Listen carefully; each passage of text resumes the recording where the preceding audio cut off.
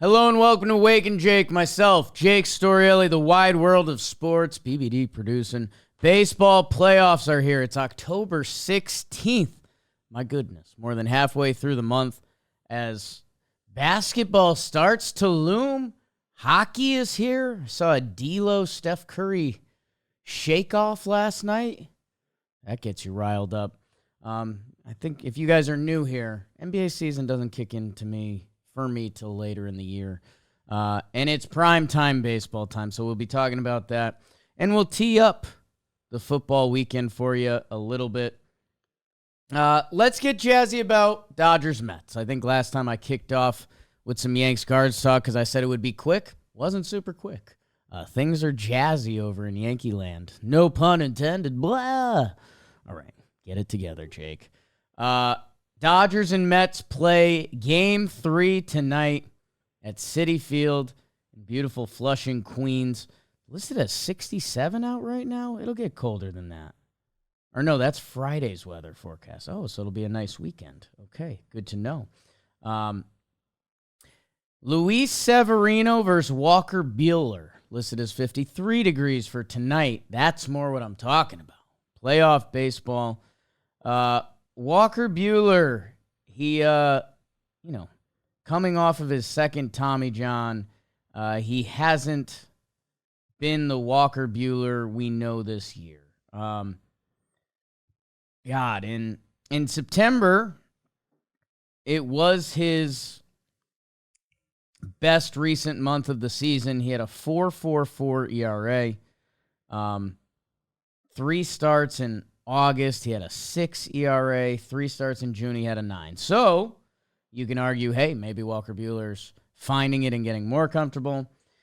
His one postseason start, he did give up 6 runs to the Padres, and they were 6 runs early, all in the second inning. He did lock in, and he gave them another 3 clean after that. And Walker Buehler has his playoff history on his side, but he is clearly not the Walker Buehler that we've been familiar with in playoff past. On the other side, Luis Severino, our guy Sevy. Kind of a tough playoff history. He, of late, Sevy has kind of done his thing. He locked in that Brewers game after getting hit early, and he stayed in for some massive innings for the Mets to kind of extend their innings in that game. That was on October 1st. It happens fast. And then he had 1 start against the Phillies, 6 innings pitched, 3 earned runs, which playoff baseball and what this Mets lineup is doing, you take that. So 2 6-innings outing for Sevy. Good for him as he takes on this vaunted Dodgers lineup. Sorry, my Long Island's kicking in with these Mets doing so well. I think the boys are going to bop tonight. I think we are in prime playoffs. I think it's a little chilly. I think Walker is not the A version himself. Sevy hasn't pitched in 10 days. He has a tendency to get a little overhyped, and I think City's going to be rocking to a level it hasn't been rocking in a little bit. So you might see him overjuiced up early against this. The Dodgers lineup has... Oh, I know, underrated. Our guy Aaron Boone got really hot to trot about the phrase underrated the other day when it came to Jose Ramirez. I think the Dodgers lineup has somewhat become underrated just because Teoscar has an actual argument to be underrated. Will Smith, LOL, same. And then it's just Max Muncy, it's Kike, it's how good Gavin Lux was coming down the stretch. Tommy Edman, bonus piece, and that's before you get to, if Chris Taylor or Pajes or Kiermaier can do something. This Dodgers lineup is so tough. And they saved some of their relief pitching. So, let's see if that matters today. Let's see what Walker Buehler can give them. Let's see how much more aggressive Dave Roberts is in going to that bullpen. Trinan, who has been kind of their dog of all dogs, in the past week, he's thrown 9 pitches, and that was last Friday. Same with Michael Kopech. Evan Phillips hasn't pitched since that same Friday. He threw more bullets. So You'd like to see after the criticism of Dave Roberts and the Dodgers in Game 2, which I think is fair. If you went up 2-0, like I kind of told you guys, the last Wake and Jake was a comedy show because it was recording during the game, and I was scared the Mets were going to blow it, and there were some threats. During that time, I didn't even think about the Dodgers and how they use their bullpen. They kind of let Landon Knack fall on the sword when they did have other long relief options after that they could have saved themselves some trouble before the Vientos Grand Slam. The Mets need to win at least 2 at home. They're going to see Buehler, Yamamoto, and Flaherty. Flaherty looked really good against them in Game 1. The last time we saw Yamamoto was against the Padres, and he looked good. These Dodgers are still the Dodgers for me. I know the starting pitching stuff, and I get it, and overusing bullpen. I mean, these starting pitchers are options at this point. Like, Yamamoto could actually put together a really nice postseason if he throws another good start together.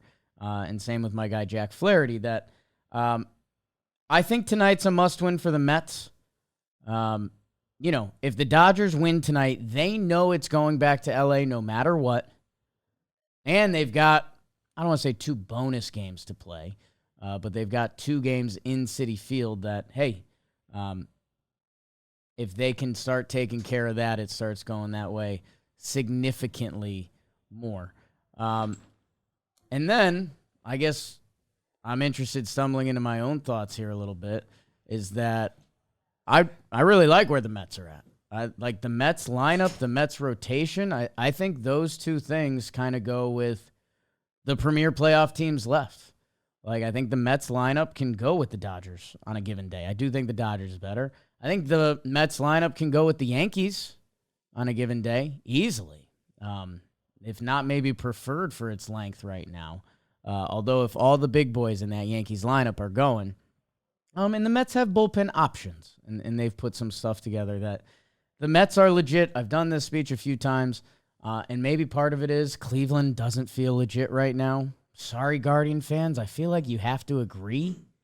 Like, so far this series, what we've seen through 2 games feels like they've got nothing for us. I mean, baseball and sports happen quick, but it happens quick. I've seen it before, but right now that's not the vibe. Doesn't feel like this one, and I think Guardians fans agree. We'll see them in a big Game 3. I don't know. I guess I feel like if the Mets win this pivotal Game 3 to take a 2-1 lead, I have the series as a coin flip. I think the Mets, Manaea gave them a really good start. It's Quintana tomorrow, who that guy has been nails for coming up on 2 months now. And then it would be Senga Jack Flaherty on Friday. That if you're the Mets, you need to walk away with at least 2 out of 3 for me to believe in you. And for the Dodgers, if you can get them tonight, I think people start dreaming about L.A. and New York, and maybe people want to hear me talk about this a little bit because it's been a popular conversation around the office. New York versus L.A., and let's get rude to Guard Dogs fans. Guardians, maybe I'll explain it in DraftKings term, and DraftKings is actually part of this episode.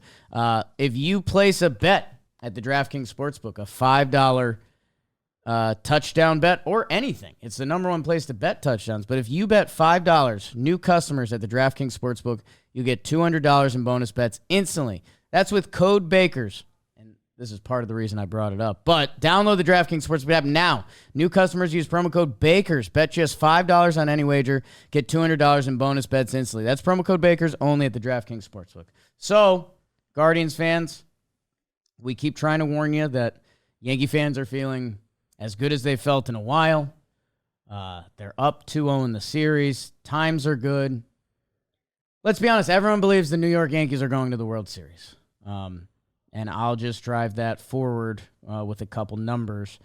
368-540. 368-540. You're saying, Jake, what do those numbers mean? That was nothing. That was my code. I just had to punch into DraftKings, but I didn't want to forget it. I bet the Yankees to win the World Series before the season. Plus 1,000. $100 to win 1,100.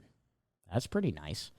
Right now, it's giving me a cash out option. And if you don't know, DraftKings offers this, and it's kind of their way of hedging. Right now, I could cash out for $483. The Mets and the Dodgers are two good teams. Like, if the Yankees get to the World Series, which it looks like, I think them and the Dodgers are a straight toss-up. Especially in, like, gambling math. Yeah. For lack of anything else, that's a straight toss-up. The Yankees and the Dodgers, I do think the Yankees would be slight favorites. They would have home field, kind of the depth in the lineup and their pitching staff. But basically, this is already offering me almost half, and the Yankees have only played 2 games against the Guardians. So the Vegas money goes along with Yankee fans' feelings that they think they're going to the World Series. And that gets me jazzy. So the conversation has been, if the Yankees get to the World Series, would you rather have Subway Series or Yankees-Dodgers? Now this gets a little tricky for me because my dream, Subway Series while living in New York City. I moved here in 2020. Not sure how long I am for the city. I mean, I'll probably be in a suburb or something like that. But living in the city is different. You see people pooping on the subway. It's different here. It's just being in the city. There's highs and lows to it. I very much admit both. But I even remember, and there's probably a Wake and Jake episode, not going to dig. Well, actually, it'd probably be easy to find because I think it was summer of 2022. The Yankees had just gone off to their amazing first half. The Yankees were rolling. The 2022 Mets had gotten off to a good start. That it was the Subway Series regular season, and the city was hype, man. Like literally people on street corners talking about it. Doormen talking about it. Like you walked into the coffee shop. Like it sounds like an old school Seinfeld episode or something. But it was real, and it was sick, and I was like, whoa. Like that was the first time I was like, okay. Obviously my career in life has now taken a journey down this road a little deeper, but man, a summer baseball series was getting the city going. I was pretty excited, and that kind of drove home the idea of living in the city, Subway Series. My God, how cool would that be? And now, with our company, and obviously where we're at in Yankee land is pretty cool. Best of show on the Yes Network. We just the growth the company has had, our live streams and how packed they've been is insane. Like the big companies very much hunt for that, and we have it because we have such a loyal, awesome community. It's just the best. That it's like, okay, the Yankee side of it is sick.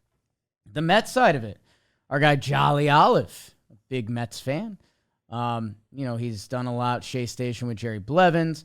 He's huge for our Jam Baseball channel and just our John Boy Media community at this point, that with eyes on New York, with our company in New York, with where Talking Yanks is at, Jolly being a Mets guy and, kind of one of the staples of our company at this point.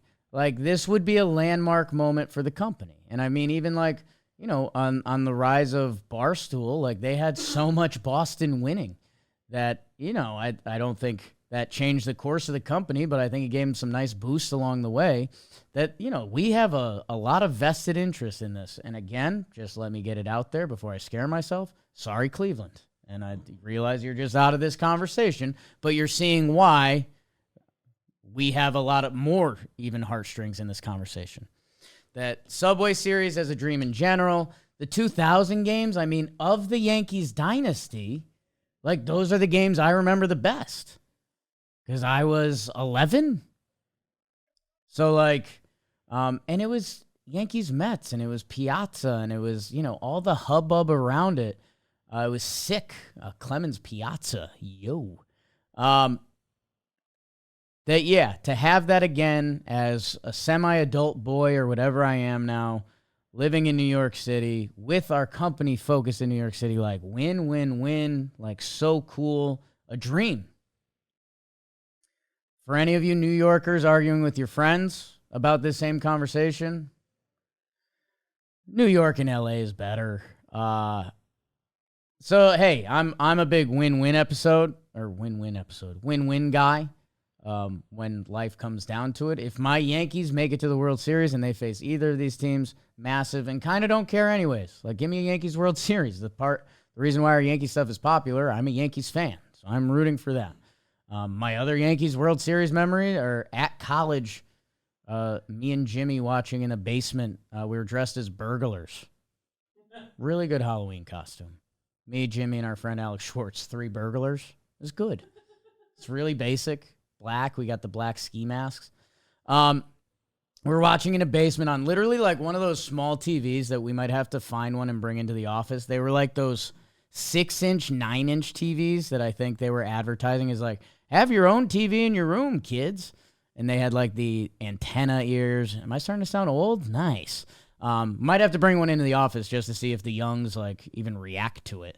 I'm sure they would, but like these are TVs that they exist. The fact that I think the younger people in the office would be shocked it existed in your life. And it was like, just weird. Like I don't even know if they had cable hookups. Like some of them ran on batteries, like big old D batteries used to fuel those massive. I haven't seen a D battery. Joe's McFly flashlights. Anyways, lost myself on that one. That's me and Jimmy watching the 2009 World Series. We're in college. We're, boozing a little bit. And it was still like, the Yankees are the Yankees. Like, I see Jeter out there. Pettit, Mo. These are the Yankees. We're probably going to win a bunch more. Hasn't gone that way. The Los Angeles Dodgers, dude. East Coast, West Coast. That's a real thing. The 2 cities instead of the 1 city. LA and New York, the 2 biggest ones. You have the 2 stars of baseball right now in Judge and Ohtani. Judge broke Babe Ruth's home run record. That used to be like the thing of things in sports. We're not doing steroids and any of that right now. No need. Shohei Ohtani. Speaking of Babe Ruth, the hitter-pitcher, Shohei Ohtani is doing that.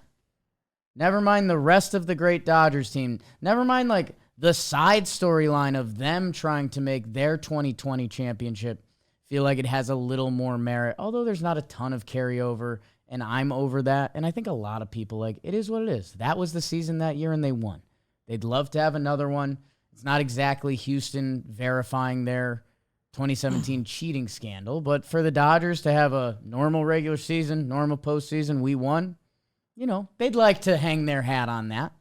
They can start like bragging about that. And 2020 to what year is it? 2024? How far are Houston's apart? 2017 to 2022? 17. Yeah. So that's closer than Houston's by a year? Yeah. So I don't know. Like, they can open up a lot of conversations for baseball and Dodgers fans. The bigger thing, before you get to Soto, who's maybe the best player from the DR, before you get to Stanton, who's probably a Hall of Famer, Garrett Cole, is going to be a legendary pitcher, Jack Flaherty, about to get paid a lot of money, like that. Yoshinobu Yamamoto and Shohei Ohtani, they are from Japan. That country loves baseball. They love baseball, man.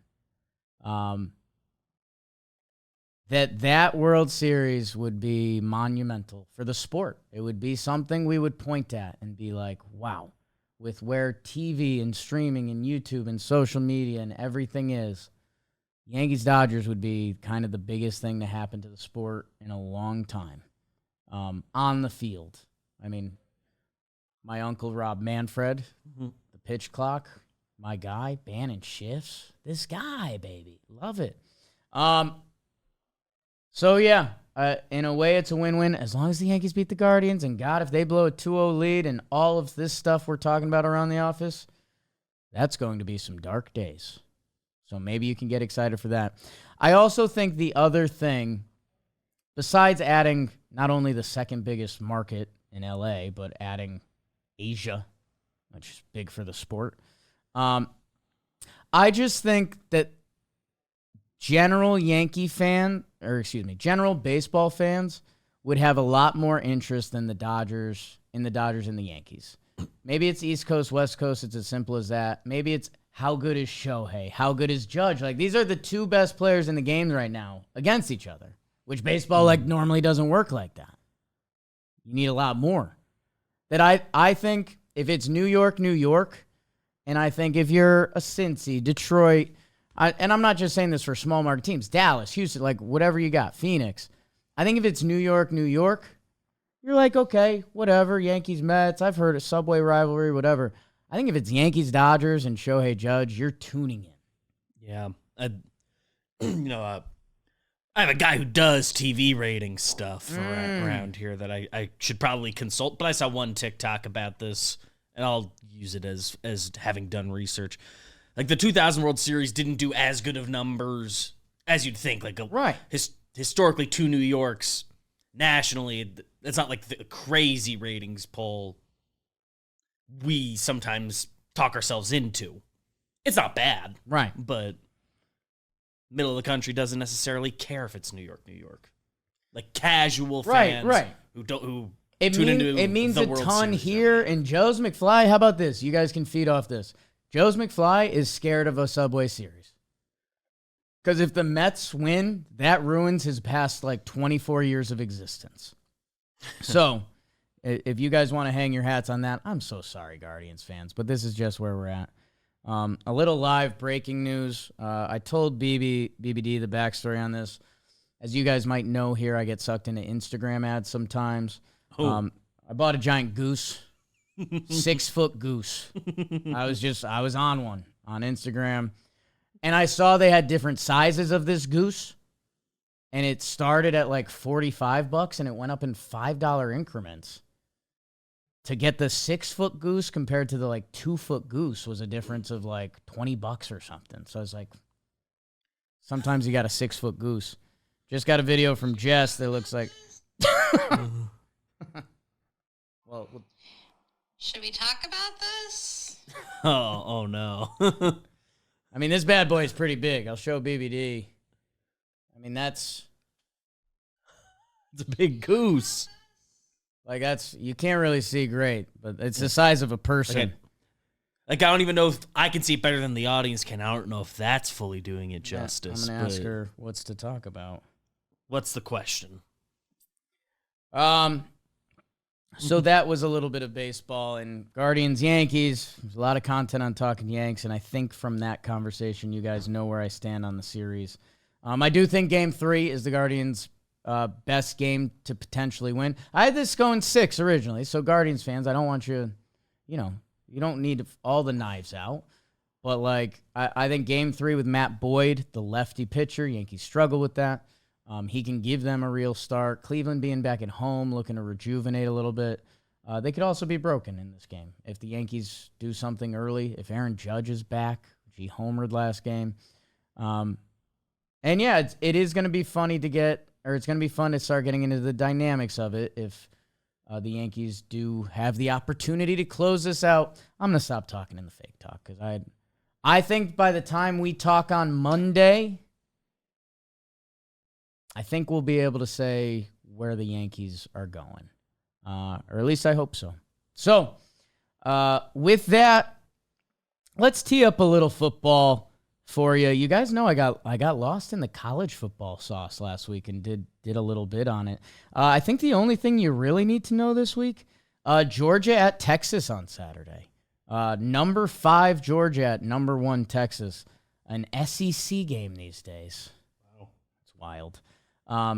Texas at home is a 5-point favorite. Georgia, their one loss was to Alabama 2 weeks ago. That they are, they're going to be looking for that shiny win to get back on their resume. And it's just hard to stay undefeated in college football. Ask pretty much every team except our head coach at Indiana who said to Google him because he wins. So that's the only thing you need to know. I mean, if you're a Saturday sports person, that is one you should get on the map because that's a beaut. In the world of the National Football League, my Broncos, now we're starting. They play the Saints. It's not the best primetime slate this upcoming weekend. Thursday, October 17th, Broncos-Saints. Bo Nix has 5 touchdowns and 5 interceptions on the year. They lost to the Chargers. Chargers were coming off their bye week, so it's in Denver, but team off a bye week is tough, especially the Chargers. Power run game, Harbaugh, all that. And I watched a chunk of this game. I told you guys I would to see where my Broncos fanhood is at. Let's see. They are 3-point favorites against the Saints, who they are rolling a backup quarterback, Spencer Rattler, Oklahoma, South Carolina. And he had moments. They had their one massive quarter, and then they got shut out the rest of the way. That Broncos defense can still play. New Orleans kind of just got embarrassed at home. That, I don't know, this is prime NFL. That Saints defense could rally and be proud and go get a rookie quarterback. The Broncos defense could be strong and Rattler, 37.5. Give me the under easy. And hopefully, no, I'm not going to say that. Sunday, everyone wake up Sunday. Go to bed early Saturday because it's a big game in London. Patriots, Jaguars. Winner gets to 2-5. Losers 1-6. More importantly, it's Chris Rose on the call, people. Come on. This is our guy. So 9:30 a.m., wake up, grab a cup of Joe, put on NFL Network, and enjoy your time with Uncle Chris calling a pretty rough football game. 1 p.m. slate, Falcons-Seahawks. Falcons 3-point favorites. I think the Seahawks are going to continue to trend down. Geno Smith, 6 touchdowns, 6 picks. That's pretty surprising. I think the Falcons are really starting to click. They are 4-2 after losing their losses week 1 when Kirk wasn't looking good. They lost to the Steelers. Steelers put on like a TJ Watt Steeler exhibition, if you remember that. Their other loss was the Chiefs by 1 score, and that was the controversial like Monday night game where they had a chance there. So, I don't know. I took them in our DraftKings against the spread pick'em league this week. I thought 3 points was low. I think the Falcons are about to head toward becoming like a sexy NFL pick this year after some teams got scared with them early on. Titans, Bills, no. It's the NFL, but Browns, Bengals, not really. Again, Deshaun being historically bad, and Joe Burrow's numbers are really good that it seems like the Bengals are about to go streaking. They're 6-point faves on the road. Packers, Texans, this is good. Stroud versus Love. Okay. 5-1 versus 4-2 in Lambeau. Green Bay minus 2.5. Interesting. Okay, as I wrap my head around this game, the Packers, again, getting Jordan Love back when it seemed like he was going to be lost for even a longer period of time. The way they are spreading the ball out to their receivers. Texans, you could say a lot of the exact same thing, except they have the hype train. Packers are the favorites. This is the game to watch. And I'm excited to watch that. Hopefully we get the shootout that these two quarterbacks can put up. Neither team will be out of this. If you can go up 21-3, doesn't really matter. This is fun. This is good modern NFL. Speaking of, Dolphins-Colts is not. Not going to watch. That's okay. The one that I should have actually teed up was Vikings-Lions. Lions are 4-1. Vikings are 5-0 off their bye week. They are -2 favorites against the Lions, who are just coming off of a nice win at the Cowboys where they rolled them off of their bye week. Vikes off a bye, Vikings 2 weeks away from their bye. Lions are like the cool team in football right now. Like they might be your Philadelphia Phillies. Like they're extending guys during the season. They extended David Montgomery. They just extended a D tackle in the season. They're like, hey, this is what we do. Why? Let's get our business done and let's go win. Jared Goff giving the game ball to Dan Campbell. Cool, man. Those are two beauties at 1 o'clock, and so is the Eagles and the Giants. I think I'm going to place a $2 bet on that game to go overtime. That's my Eagles-Giants analysis. Just kind of not into it. So at 4 p.m., so you're waking up with Chris Rose. Lions-Vikings is incredible. Texans-Packers is incredible. At 4 p.m., Raiders-Rams, you don't really need to tune in. It'll be interesting to see the Raiders without Devontae Adams, see if they have that team rally cry. Rams are coming off a bye week. Rams -6.5, and I think McVay has really good bye week numbers. Matthew Stafford was hanging out with Trevor Plouffe during the bye week, so that, depending where you lean, that could help or hurt a lot. Panthers, Commanders, no, sorry. Good on it. Washington's been balling out. Carolina has not. And another good 4 p.m. or 4:25, Chiefs at Niners. And I'll tell you something that just stinks to high heaven. The Kansas City Chiefs are undefeated. I told you, I think I saw it after week 1, that they had an undefeated graphic. And I was like, ooh, this is going to be part of their thing this year. We've got the Chiefs, Mahomes, Kelsey, Taylor Swift, Andy Reid. 3-peat on the table. I was like, oh, this win streak is going to become a thing. They play San Francisco. San Francisco is 3-3. They've been underachieving a bit this season. They've had a lot of injuries. After having kind of the best health last year, they have not had this year. Both of these teams, the Niners played last Thursday on Seattle, so they got some extra time to prep for this game. It's in San Francisco. Kansas City's coming off a bye. Andy Reid off of his bye is incredible. The undefeated Chiefs are incredible. What I don't get is the Niners are the favorites in this game, and usually Vegas knows something. San Francisco, -1.5. Doesn't make sense to me with the undefeated Chiefs. I know the Niners look good against the Seahawks, but the Seahawks are spiraling the wrong way. Niners still dealing with a lot of injury stuff. I don't know.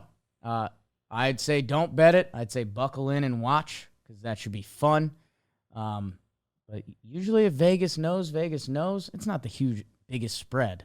I was just surprised to see it. In my head, I probably would have thought Chiefs -2.5 or something. That's a good watch. And then Sunday night, it may not be a pretty watch. It'll sure be an interesting watch. The New York Jets and the Pittsburgh Steelers. The Jets, Aaron Rodgers, Garrett Wilson, and new old friend Devontae Adams. With Breece Hall, like the Jets, the 2-4 Jets, fighting for their season, right? They're going into Pittsburgh, the 4-2 Steelers, and Russell Wilson looks to be getting the pill. Get your popcorn ready. I don't know how it plays out. It's probably not that pretty, but it should be good content. And Monday, you got a double dick. Ravens-Bucks is fun.